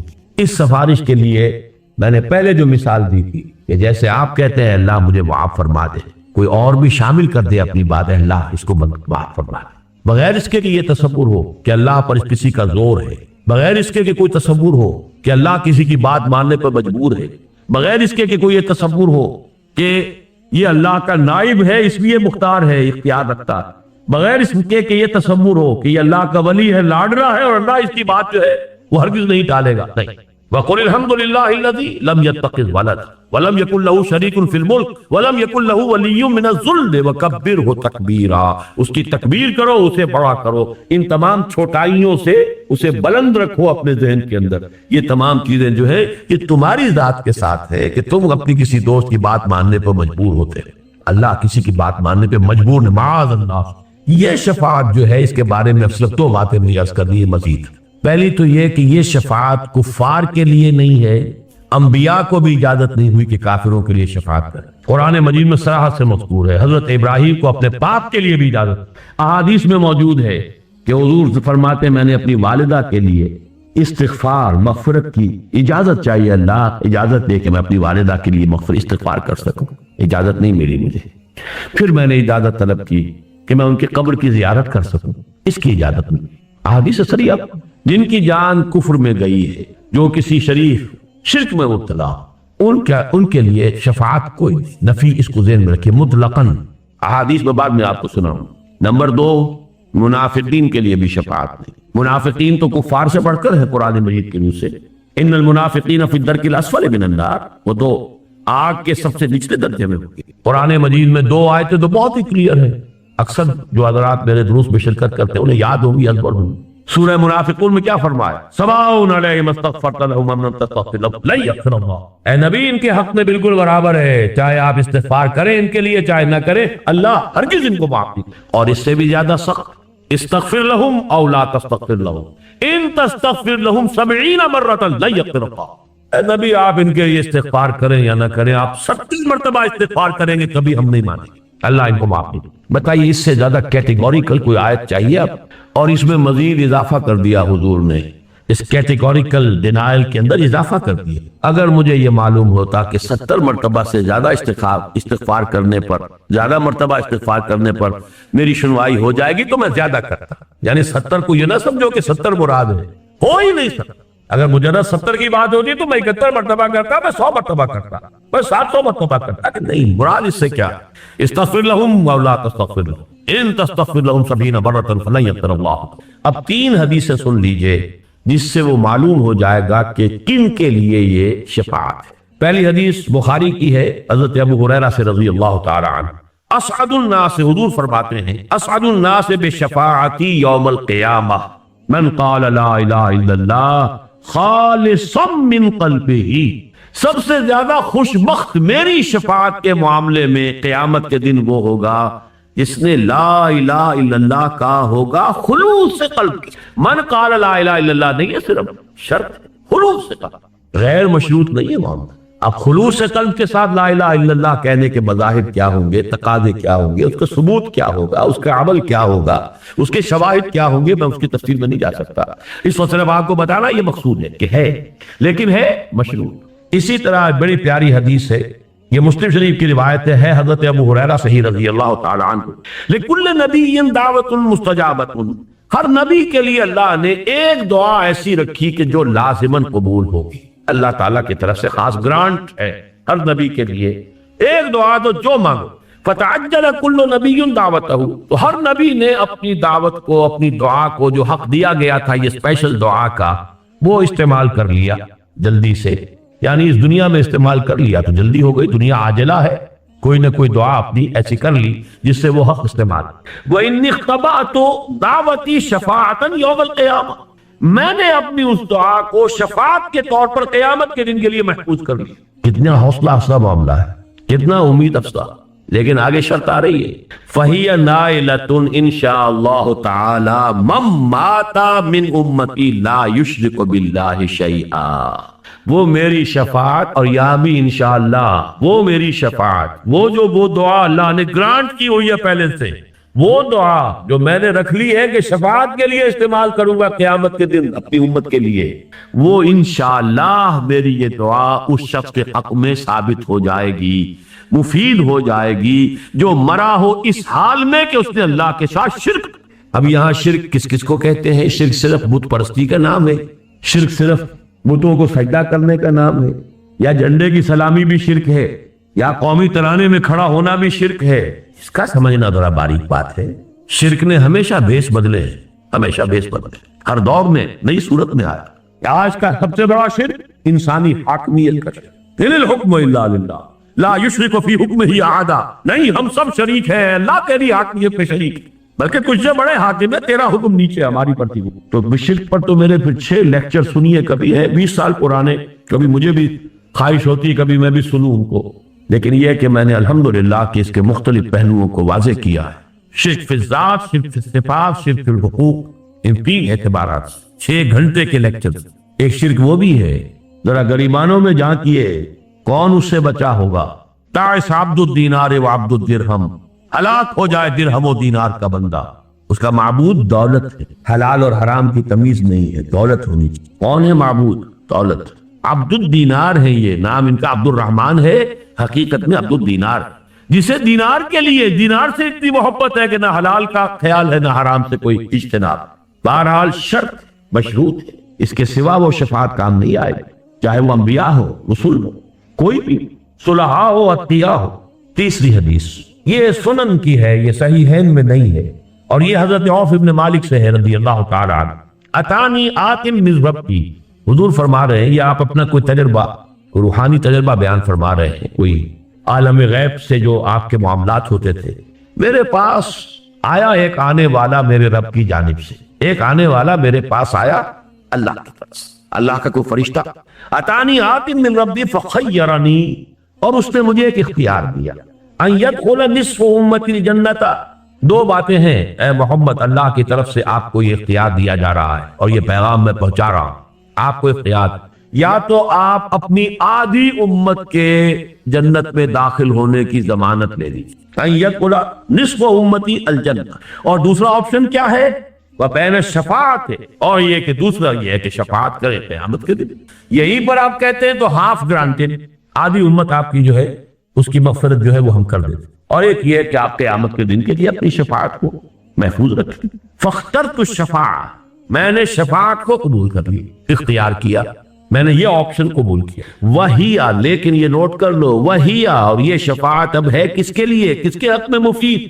لمن مات ولم یشرک باللہ شیئا، اس شخص کے لیے کہ جس کی موت واقع ہوئی ہو اور اس نے اللہ کے ساتھ شرک نہ کیا۔ اب آخری نقطہ نوٹ کیجئے کہ قیامت کے دن جب یہ شفاعت ہوگی تو اس کا نقشہ کیا ہوگا اور کیوں ہوگی؟ پہلی بات تو یہ سمجھنی چاہیے۔ دیکھیے، اس شفاعت کا صرف ایک فائدہ ہے اور نقص، اور ایک ہی مقصد ہے، اللہ اپنے بندوں کے قدر افزائی کے لیے۔ جب تمام نوع انسانی جمع ہوگی، سب کے سامنے آ جائے who is who، اللہ اپنے بندوں میں سے اولیاء، صلحاء، اتقیاء، انبیاء، رسل، ان کی کیا قدر و منزلت ہے، اس کے ظہور کا ایک ذریعہ اس شفاعت کو بنائے۔ لیکن شفاعت ہوگی اس کس کی؟ کون کرے گا؟ جسے اجازت ملے۔ کس کے لیے؟ جس کے لیے اجازت ہو۔ اب آپ ذرا نوٹ کیجئے کہ اگر تو یہ ہو کھلم کھلا، اگر ہم جو بھی ہمارا تصور ہے، مادی طور پر عدالت لگی ہوئی ہے، وہ جو کبھی میر خسرو نے کہا تھا کہ خدا خود میر محفل بود اندر لامکا خسرو، محمد شمع محفل بود شب جائے کہ من بودم، وہ لامکاں کی محفل ایسی ہے، سمجھ لیجئے صدر جو ہے میر محفل اللہ تعالیٰ ہے، عدالت لگی ہوئی لامکاں ہے، وہ کسی سپیس، ٹائم اینڈ سپیس میں نہیں ہے برا بیونڈ ٹائم اینڈ سپیس۔ خدا خود میر محفل بود اندر لامکاں خسرو، محمد شمع محفل بود۔ اب اس کا تصور کیجئے، خدا میر محفل ہے، عدالت لگی ہوئی ہے، مقدمات چل رہے ہیں۔ اگر اب آپ کہیں کہ کسی کے بارے میں ہاں اے محمد آپ کر سکتے ہیں، اس کے بارے میں شفاعت آپ کر سکتے ہیں، تو مقصد تو فوت ہو گیا، پھر ان کی قدر افزائی کیا ہوئی؟ تو معلوم ہوا کہ سب کچھ اللہ کی اجازت سے کیا ہے، جس کے لیے اللہ کی پہلے سے مرضی ہے اس کے لیے کہا گیا ہے، لہذا یہ سب کچھ اس طور سے نہیں ہوگا جو ہم اپنے عالمی مادی تصورات کے تحت جس کا تصور کر سکتے ہیں۔ اس کے لیے میں نے کہا تھا وہ لفظ جو حدیث میں یلہمنی، یہ ہوگا اس وقت بھی خفیہ الہام ہوگا، لوگوں کو معلوم نہیں ہوگا کہ اس پرٹیکولر پرسن کے لیے محمد رسول اللہ کی شفاعت کی اجازت ہو گئی۔ اگر تو وہاں اس طور سے ہو، کھلم کھلا ہو، علی اعلان ہو، تو حضور کا مقام و مرتبہ تو باقی نہیں، وہ تو اختیار خداوندی کا ظہور ہو گیا۔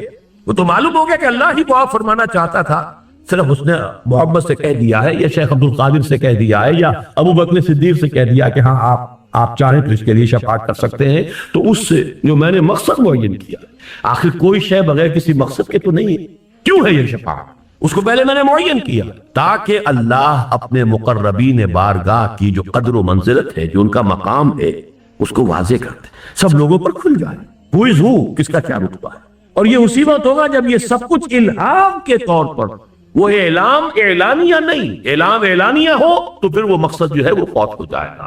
اسی لیے اس حدیث میں وَيُلْهِمُنِي، اللہ مجھے الہام فرمائے گا، اس وقت بھی جب کہ حضور جا کر سجدے میں سر رکھیں گے عرش کے سائے میں، عرش کے نیچے یا عرش کے سامنے۔ تو اب اگر فرض کیجئے کہ جیسے ہم تصور کریں گے کہ اللہ ڈکٹیٹ کرتا جا رہا ہے، محمد اس طریقے سے میری حمد کرو، تو وہ تو بے تو کی بات ہو گئی۔